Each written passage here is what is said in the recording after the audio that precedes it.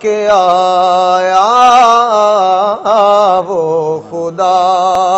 کی رضا بن کے آیا، سب رسول خدا بن کے آئے، وہ حبیب خدا بن کے آیا۔ تاجداروں نے دی ہے سلامی،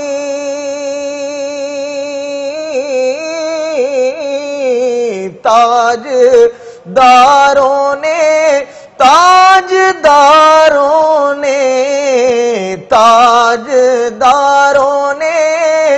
دی ہے سلامی، بادشاہوں نے کی ہے غلامی، بے مثال اس کا اس میں گرامی، بے مثال اس کا اس میں گرامی، مصطفیٰ مجتبی بن کے آیا، مصطفیٰ مجتبی بن کے آیا، سب رسول خدا بن کے آئے،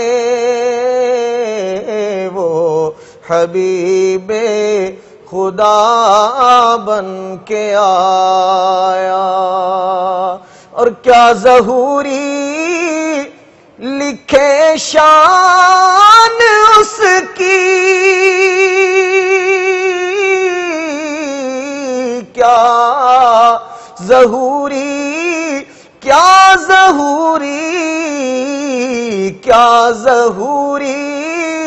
لکھے شان اس کی، مدح کرتا ہے قرآن جس کی، اور نعت پڑھتا ہے حسان جس کی، نعت پڑھتا ہے حسان جس کی، وہ میرا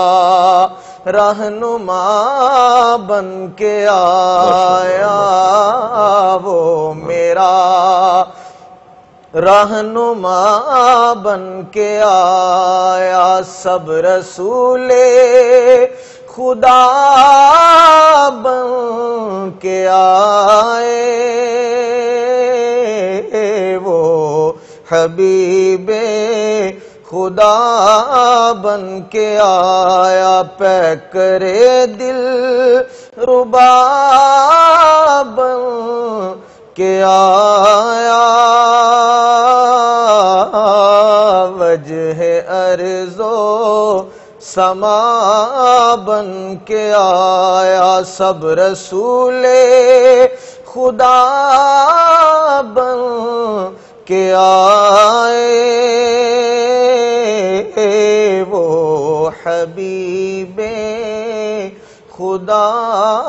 بن کے آیا۔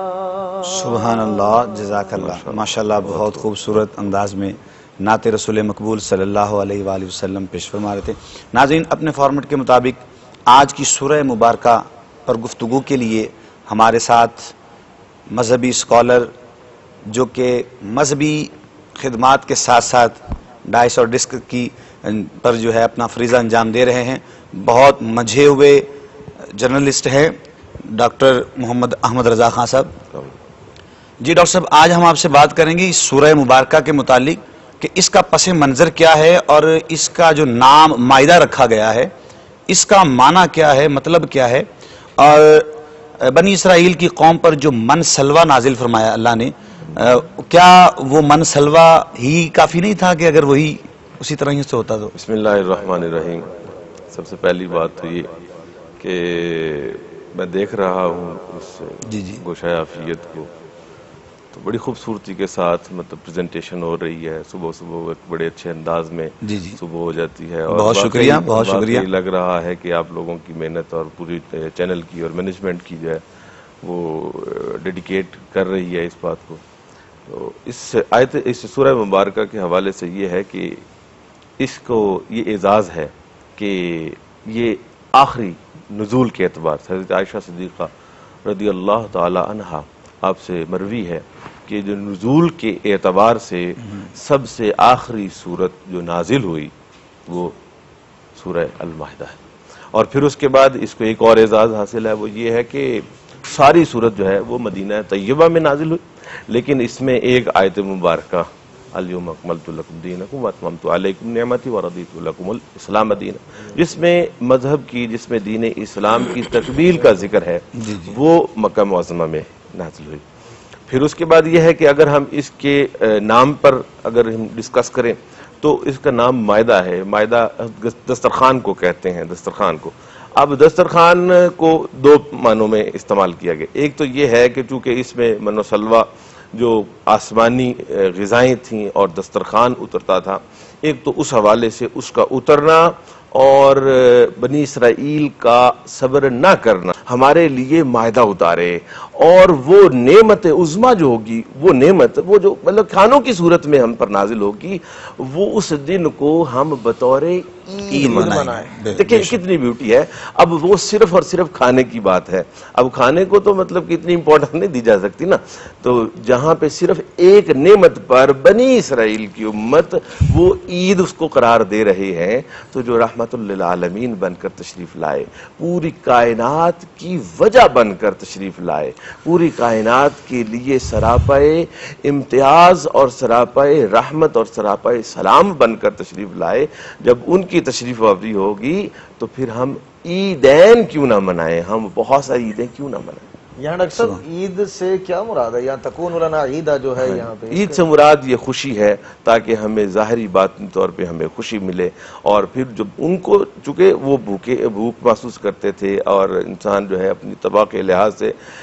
مطلب کہ بھوک محسوس کرتا ہے، اور یہ ایک فطری عمل ہے کہ جب اس کو کھانا مل جاتا ہے تو اس کو ایک طمانینت ملتی ہے، اس کو ایک سیٹسفیکشن ملتی ہے، اس سیٹسفیکشن کو جو ہے وہ عید خوشی کے حوالے سے کہا گیا۔ اور پھر میں ایک دفعہ یہی اس کو جو ہے ڈیڈیکیٹ کروں گا اس ولادت کے حوالے سے کہ بڑی خوبصورتی کے ساتھ جو ہے آج آپ نے اس کو مینج کیا کہ دیکھیں کہ مطلب کہ وہاں پہ صرف کھانوں کے نزول پر لوگ عید منا رہے ہیں، تو جن کے توسل سے کائنات بنی ہے۔ حدیث قدسی ہے کہ لولاک لما اظہرت الربوبیہ، اے محبوب اگر آپ کو بنانا مقصود نہ ہوتا تو میں اپنا رب ہونا بھی ظاہر نہ فرماتا۔ سبحان اللہ، کتنی سبحان اللہ۔ ڈاکٹر صاحب آپ نے شروع میں آیت مقدسہ پڑھی ہے الیوم اکملت لکم دینکم، یہ حجت الوداع جو ہے یہ ہیومن رائٹس کا پہلا چارٹر ہے، ٹھیک ہے، اور پوری دنیا کے لیے، پوری کائنات کے لیے حضور نبی کریم صلی اللہ علیہ وسلم نے جو تعلیمات دی ہیں اس کا فائدہ رہتی دنیا تک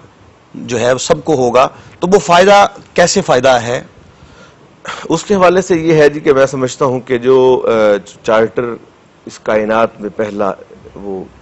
اور بڑا سالڈ، بڑا اپنے احاطے کے اعتبار سے بڑا مضبوط اور مکمل تھا، اس میں حضور نبی پاک صلی اللہ علیہ وسلم نے بالعموم پوری امت کے لیے، پوری انسانیت کے لیے، اور بالخصوص مسلمانوں کے لیے جو ہے ان کے رائٹس کو کور کیا ہے۔ فرمایا کہ خبردار، کوئی کسی کو امتیاز نہیں ہے، کوئی گورا ہے اس کو کالے پر ہو، کوئی مسلمان ہے اس کو یہودی کے، مطلب کہ صرف اور صرف اگر اللہ کے ہاں ہے تو تمہارا کریڈٹ جو ہے، تمہارا گریڈ جو ہے وہ صرف اور صرف that is set by your internal, آپ کی جو فیئرز ہیں وہ آپ کا تقوی ہے۔ اسی لیے قرآن پاک میں بھی اللہ نے فرمایا ان اکرمکم عند اللہ اتقاکم، کہ اگر اللہ کا قرب حاصل کرنا ہو تو وہ تمہاری وجاہتیں، تمہارے لباس اوڑھنے پہننے کو نہیں دیکھتا، بلکہ وہ تو تمہارے دل کے تقوی کو دیکھتا ہے کہ اس کے اندر خشیت کتنی ہے، اس کے اندر تقوی کتنا ہے۔ اب یہاں پر رسول اللہ صلی اللہ علیہ وسلم نے ایک اور بڑی، میں آج کے حوالے سے، اس معاشرے کے حوالے سے میں یہ کہنا چاہوں گا کہ آج ہمارے اندر ایک بڑی خامی ہے، اور وہ خامی یہ ہے کہ ہم کہہ تو لیتے ہیں لیکن اس بات پر عمل نہیں کرتے. لیکن قربان جائیں میرے اور آپ کے آقا کریم علیہ الصلوۃ والسلام نے اسی خطبہ حجۃ الوداع میں فرما دیا کہ سود حرام ہے، خبردار سود کو کوئی بھی آئندہ سے جو ہے وہ بالکل قطعاً قبول نہ کرے. اور اس حکم کو پھر اپنے ہی گھر سے شروع فرمایا ہے، اپنے ہی گھر سے شروع فرمایا ہے. اور پھر حضرت آپ کے چچا جو حضرت عباس رضی اللہ تعالیٰ عنہ، آپ کا جتنا بھی وہ اعلان فرما دیا، پوری اناؤنسمنٹ ہے، فرمایا کہ I am deliberately announcing over here کہ ابن عباس رضی اللہ تعالیٰ جو میرے چچا ہیں، ان کا اگر کسی کے پاس سود ہے، مطلب کہ واجب الادا ہے، تو وہ میں آج کہتا ہوں، میں اناؤنسنگ اوور ہیئر کہ وہ معاف کر دیا جائے گا، وہ